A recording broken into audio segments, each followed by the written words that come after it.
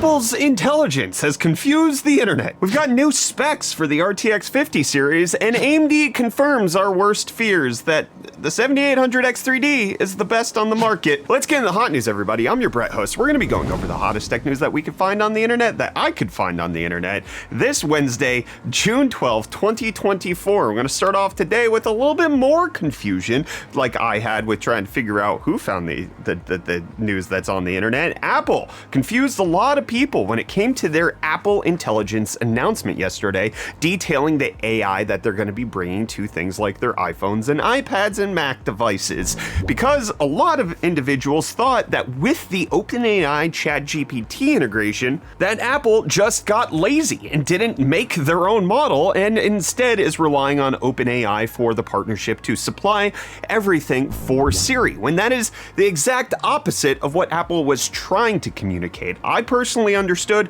what they meant by everything they said, but it's also clear how people would be confused by the fact that they're putting OpenAI next to Siri and saying, hey, it's all right there. But it turns out that despite the fact that Elon Musk thinks that Apple is not smart enough to make their own AI yet, and that OpenAI is going to protect your security and privacy, and Apple thinks that, that's not quite exactly what's happening, especially since as more details came out from WWDC, Apple detailed exactly the model that they're using, both the model that's running locally on the device as well as the one that's operating in the secure cloud environment. So Apple actually published a whole paper on exactly how their AI works, all of the fine-tuning and model adaptations that have gone through in this machine learning page that they have, and they even showed how it compares to other models that are currently out and available, especially with them showing that on device, the Apple model actually works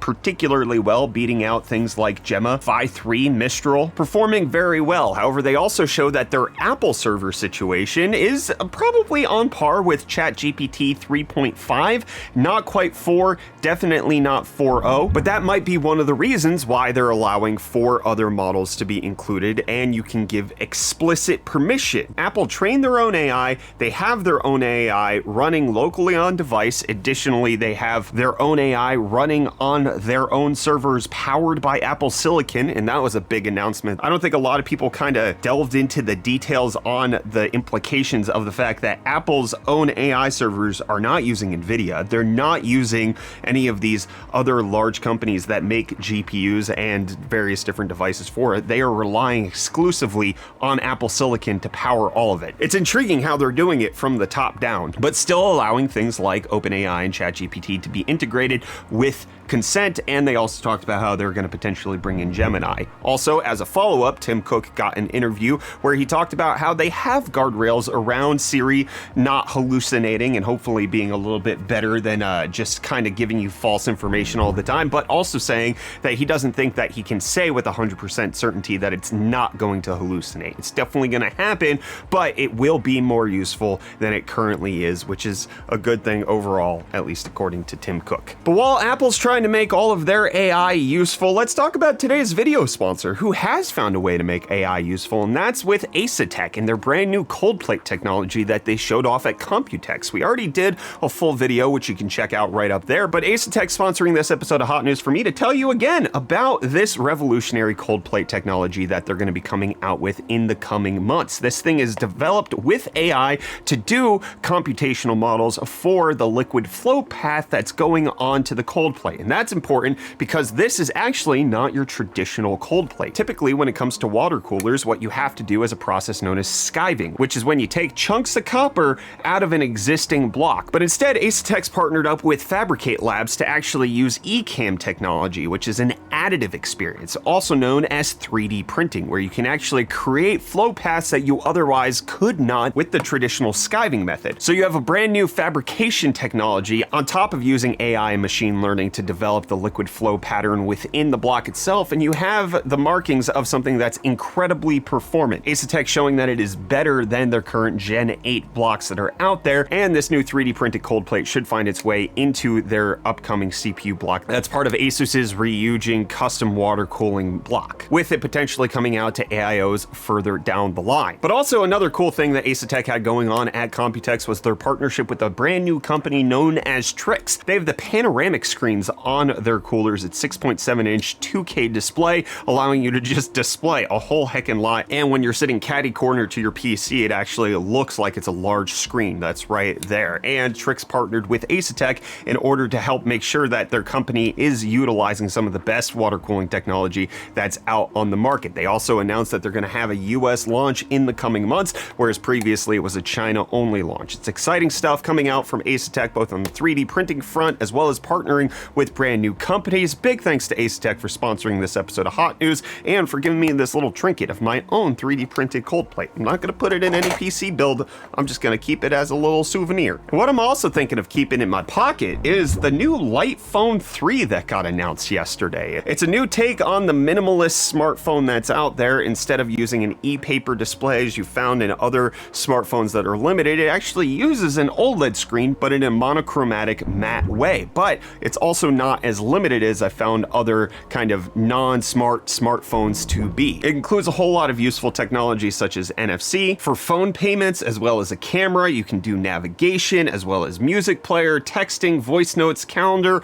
a timer, and an alarm. It actually seems pretty robust. The thing that's missing is the distractions of social media and having a vibrant app store. It's also going to have fingerprint ID, a flashlight, a clickable wheel, kind of like the Rabbit, as well as USB-C, a metal frame, as well as an easily replaceable battery. So a lot of this is screaming like, oh, hey, I could have a legitimate, fully fleshed out, non-social media smartphone, which is something that I've been intrigued at looking at and potentially doing a video on. And it's currently available for pre-order, but the non-pre-order price is going to be $800, which seems a little ridiculous for me. The pre-order price of $400 definitely seems a little bit more palatable. However, they're expecting to not ship this until January 2025, so it's a little ways away for a phone that doesn't currently exist, but it has me intrigued. I'm curious about switching to something like this. I looked at the Palm when that came out, and I'm not 100% sure that that was for me, but something that's a little bit more feature rich, but also not having all of the apps that I could potentially waste time on is intriguing to me. But let's go to the opposite side from a slimmed down featureless smartphone to the RTX 5090, because new rumors are coming out on the spec list for the RTX 50 series lineup. Again, as I talk about this kind of stuff when it comes to rumors of next generation GPUs, just keep in mind that this is like a hurricane forecast, right? Like, we're predicting where the storm is gonna land once it's actually coming off the coast of Africa. It's not actually formed to the point where we can predict where landfall will be. We just have some rough variations of guessing. It's a spaghetti model right now. And according to the latest rumors, the RTX 5090 is looking like it's gonna be a beast. The RTX 5080 is looking to be a solid improvement, and the rest of the lineup is gonna be like, okay, it's gonna be better. This is coming from how many SMs the GPU is gonna have, as well as the memory bus. The RTX 5090 is supposed to have 33% more SMs than the 4090, as well as an increased memory bus, whereas the RTX 5080 is supposed to have 5% more SMs, but the same memory bus. That doesn't necessarily perfectly communicate to gaming performance. There should be things like IPC uplift, clock speed enhancements that we're also going to have to consider, but the 5090 is looking to be the largest step up from the previous generation. One of the reasons for this makes a lot of sense in that this is where the AI training models are going to be. The highest end GPU with the biggest memory bus with the highest amount of VRAM, which is expected to be between 32 and 64 gigabytes at this point. That's going to be the one that you could easily spend $2,000 on, because people are using it to run AI and either using it to make money or make their life easier, and so it could be justified more easily as something like a business expense for a whole lot of people. And that makes sense that NVIDIA is going to try to get you to go for the top of the line in case you're interested in developing your own machine learning language model. And it's clear that they have no competition when it comes to that category of GPU, because details just came out on the data center sales for 2023, and NVIDIA has 98% of the revenue. Intel and AMD are competing in this. Intel has their Gaudi GPUs. AMD has their GPUs. It doesn't matter. NVIDIA took 98% of the money. Oh, goodness. But now Reece is here to tell you how to spend your money. Where should it go? Yo, welcome back to UFD Deals, bringing the hottest tech deals on the internet. Hope you guys are doing well. And hey, look, first deal we have today is a little bit niche, but it's a really good one with this Fosi Audio PH05, which is a 5-channel headphone splitter for only $39.99. So for those of you running podcasts, or if you just want to game with headphones on and have your kids still watching and be able to hear things, you can plug it in, set it to a reasonable level for them. And hey, you get a really good looking headphone splitter for that price. But then next up, we have the AMD Ryzen 7 5700X3D, which is a phenomenal processor for only $199.98, making it $49.02 off. And then if you want to slap something overkill on that, you can get the NZXT Kraken Elite 360mm AIO CPU liquid cooler for only $199.99, making it $80 off for one of my favorite looking AIOs out there at the moment. With that, the deals are done. You can find these and more linked in the video description down below. But until next time, I'm gonna hand you off back to Brett for the rest of your hot news. Cheers. Thanks, Reece. That's a great deal. And AMD has some great deals when it comes to buying their current GPUs. If you want to get a 78 or 7700 XT, you're looking at getting 2 free games with that to help sweeten the pot. We talked in a previous episode of Hot News this week that AMD is really struggling when it comes to market share on their 7000 series GPUs.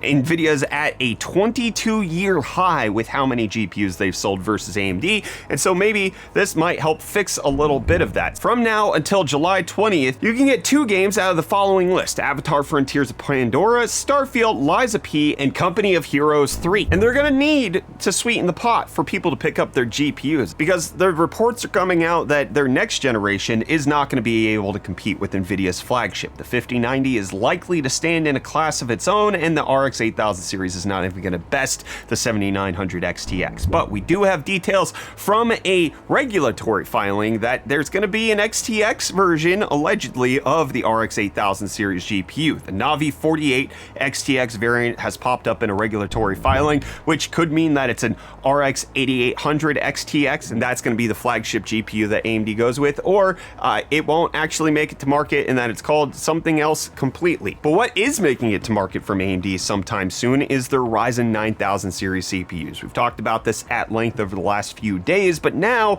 we have the details that everybody's been waiting for. AMD made sure to compare themselves to Intel when it came to the Ryzen 9000 chips. They also made sure to compare themselves to their previous non-X3D chips and just kind of went mum on how good are these compared to the X3D chips? And now Tom's Hardware got the answer to that in an interview with one of the technical marketing directors over at AMD, specifically saying, is it the fastest in gaming? It's faster than the competition in our tests, which Intel, is kind of struggling for market share at this point anyways. But then continuing, X3D is still the king of the hill, but by a much smaller margin than typically between X3D and non-X3D. So a 7800 X3D would, yes, be faster than 9700X, but maybe not by as much as you would expect, which for me personally, I would expect that the new generation would have beat the previous X3D chip. That's kind of the 7700X. I wasn't looking at the 5800X3D saying, oh, that one's the better chip. I was looking at it saying, oh yeah, the 7700X can make sense, especially with the DDR5 upgrades and all of the other things that come with it. They were more comparable. So I personally would have expected the 9700X to be at least on par, if not like 1 to 2% better than the X3D chip. So for AMD to come out and say, no, the X3D is still better than what the 9000 series has to offer does not necessarily bode well for the sales of Ryzen 9000. We saw this with Ryzen 7000. The sales on that platform just did not take off until the X3D variants actually came out, and then people bought those hand over fist. I am kind of personally expecting something similar. Why would you buy the new Ryzen 9000 series chips if you could just get a 7800 X3D that's on sale because it's been out for a little while and it's a little bit more affordable? Unless these chips are going to have such large improvements in things like productivity and other tasks that have nothing to do with gaming, I just personally don't see many people picking up 9700X or 9600X for that matter. I think you're just gonna have to let me know what you think of that while I read what you thought from yesterday's episode of Hot News. We got Z-Shrink saying, honestly, props to Apple for leaning so heavily into statements such as machine learning and algorithms and not focusing as much on calling it artificial intelligence. I think that is one of the drums that I've been beating personally, is that a lot of this has been around. This is not new AI. This is just like an iteration on stuff that already existed. We just got the fancy marketing term that everyone bought into. We got AI now, and that's what we're gonna call it, even though it's the same algorithms that it was before. I'm not necessarily talking about things like ChatGPT and generative AI. I'm talking about companies that switch their marketing entirely to say, oh, now we're powered by AI. Whereas before, they're just powered by regular old algorithms, just normal compute stuff. I do appreciate Apple's kind of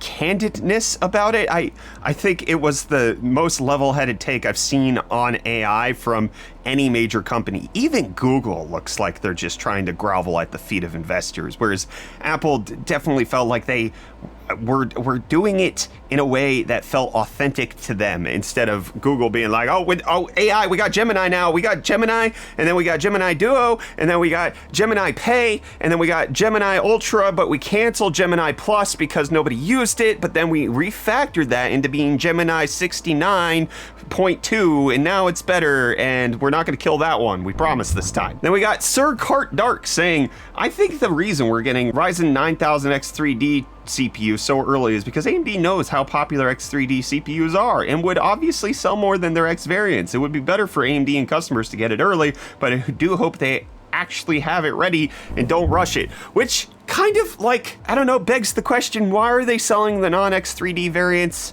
at all?